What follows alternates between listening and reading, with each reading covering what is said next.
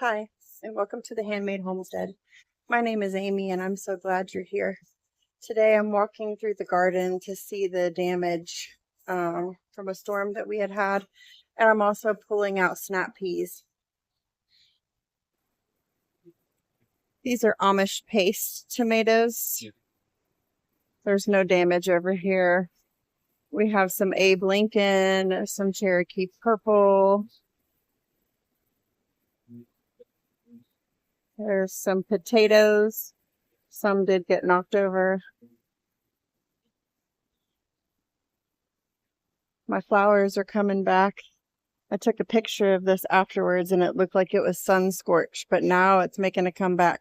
See how these are like really scorched? It all looked really dead before.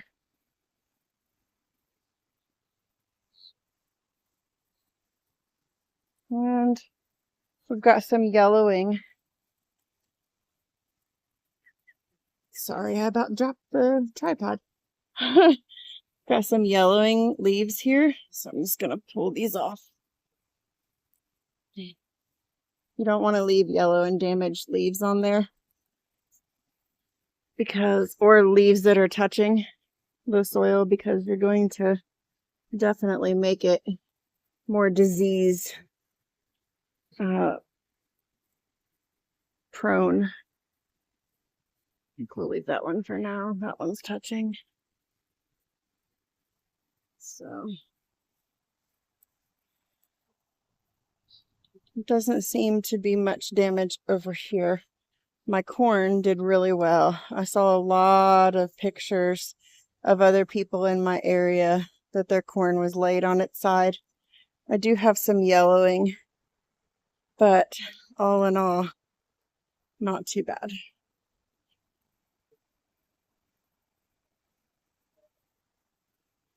These are Cuzco tomatoes, and as you can see,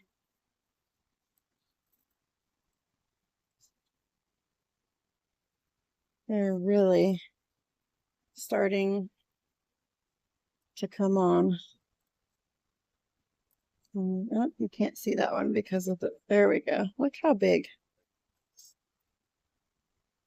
Look how big that is already.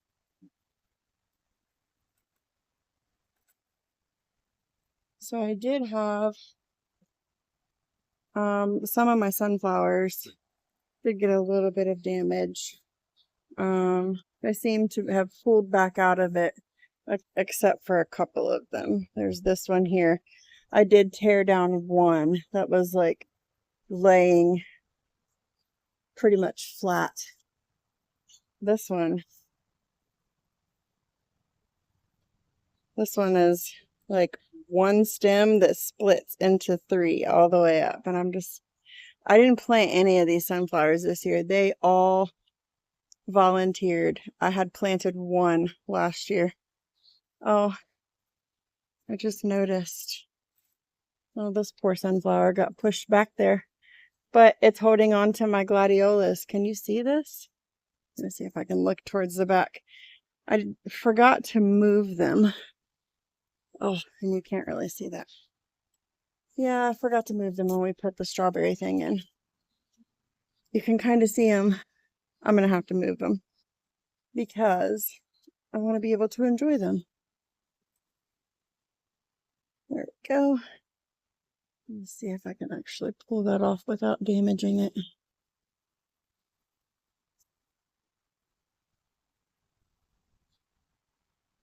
There we go.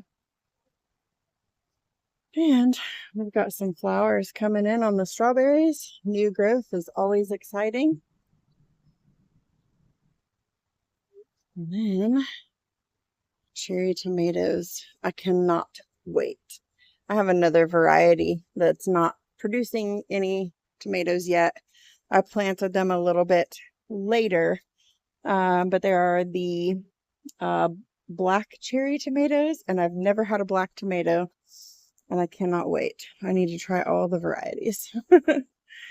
So some of the carrots have decided that it's going to lay on the fence. I need to fix that because this is an electric fence. And I know you're probably thinking, why do you have an electric fence just around this? Well, when we first started this garden, about 4 seasons ago, this was the garden. It was the 4 beds. And then the season after that, we added this bed. And then every season since then, we've kind of added more. We've got the ladder over there. We've got the tomatoes in buckets. This season we added strawberries. This whole section used to just be calendula. I planted it once and it has reseeded every year since then. So I've not planted calendula on purpose for years now. I did start 2 sunflowers. One was a Mexican sunflower and the other one was just a regular, like, giant sunflower. And I didn't think that any of the seeds made it because the birds were constantly picking them. But, well, here's my bird sunflower garden. So there you go.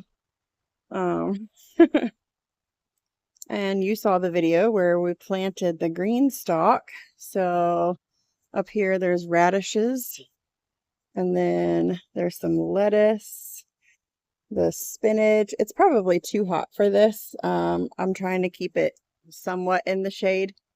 Nasturtiums, and then beans. These are bush beans, but this one is kind of acting very similar to a pole bean. So we may have to add some support. And we're starting to get a little bud. If we need a support, that's fine. I have replanted some of these because not everything took off. So you'll see that some of them are further behind than others. Like this one's very well established. This one doesn't have anything in it yet. I just reseeded probably about a week ago. I may have to reseed that again. Once again, it's kind of too hot for spinach, so we may switch it up and plant that with something totally different. So as I mentioned today, we are taking out the peas, and they come down this trellis all along here. There's carrots here, and some of these, that's a calendula right there, but some of these flowers here had volunteered from last year. These are pole beans, and I'm trying to get the snap peas out of the way because the pole beans have started to climb, as you can see. So we may have a bit of an issue getting that out. Same on this side. We've got some pole beans over here. We have bush beans behind it. I have a dahlia, some bergamot, some marigolds. So then over here we've got some marigolds, some bush beans. I have some lettuce just tucked in right here. I had a little bit of seed. I need to actually harvest some of that because that's kind of a big leaf. Oh, here's some of my purple bean pods coming in. Oh, and you can see little tiny beans coming in there. There's a dahlia here. We've got some lemon balm, some basil, some oregano. There's a marigold. We have more beans over here. We have some cucumbers here, and I know these are like really tiny. I kept having something eat my cucumbers. So I kept having to reseed and reseed and reseed. And as you can see with all the rain, we've got some mushrooms that are coming up, and those would push the cucumbers out and kill them. And for all of you who say that mushrooms equal great soil, well, mushrooms also push out plants, and I've tried pulling them, I've tried leaving them. So yeah. On this side we have cucumber, and then here in the middle we have, it looks like a bird had planted some calendula here. This is my marshmallow. It's actually medicinal. I did have it staked up. I'm gonna have to kind of restake it. It's leaning a lot since the wind. I thought it was dying after our storm that we had. A lot of this got lain over. My feverfew is laying down, and I keep dropping this. I'm so sorry, guys. My feverfew is dropping down. There's some flowers there. There's yarrow. You can kind of see some of the flowers coming in on the yarrow. I have more yarrow here. That had reseeded itself from last year. There is a dahlia that I cannot wait to see. That's going to be huge. So yeah, there's some lemon balm. I think I put a little tomato plant over here just to see how it would do. I think it's a cherry tomato if I remember correctly. And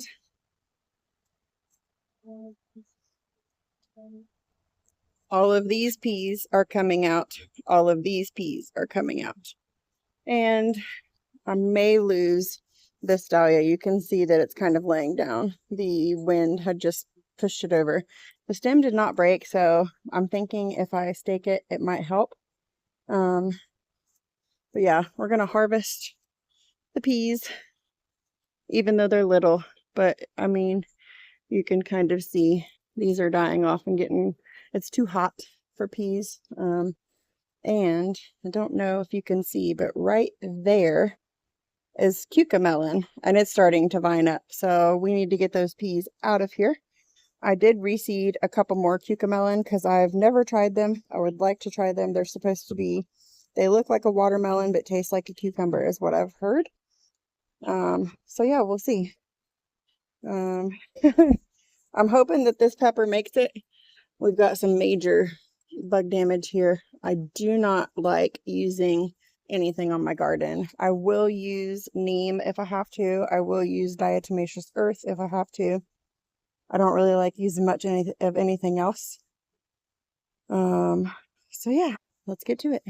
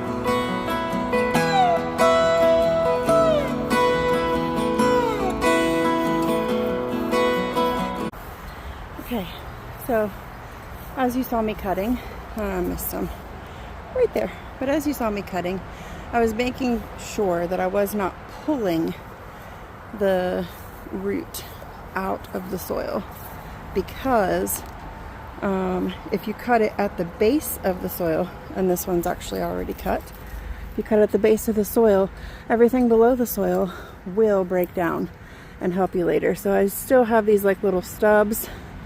I could cut those down further. I'm just gonna leave them. It's not gonna hurt anything. This is my cucamelon, and I've got a couple more that I just seeded, so we're hopefully gonna get some cucamelon. See, these are still under the soil. I'm gonna go get my trimmers and grab those. Little baby.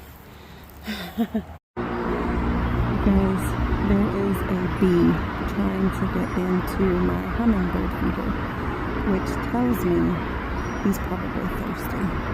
I'm gonna go get him a dish of water. Let's go give this to him and hopefully not get stung.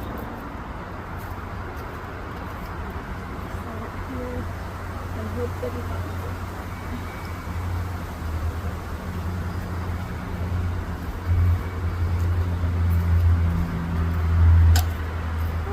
And he flew away. Maybe I'll leave it there and see. He can sit on the side. I literally just used a reusable canning lid. I wouldn't actually pressure cannon those. I use them for like dehydrated things, but I'm gonna leave just a little bit of water. He can like sit on the side of it and take a drink or something. Gotta take care of the honeybees. Okay, so pretty sure we got all of the peas out of there. I mean, if not, it's not gonna hurt anything, but I did miss some right there. But the beans are starting to grow up this trellis, and so we're just gonna let them go. That's fine. All of this has been cleared and the beans are still climbing up. And then this is what we have left. We're gonna go put that in the burn pile. Sorry, I didn't mean to make you dizzy. This is our harvest. And some of these are salvageable. Others have dried so much that we'll just probably use them for seeds. Seed saving for next time. Thank you for joining me today. I hope you like this video. If you like this video and you want to see more, please like and subscribe.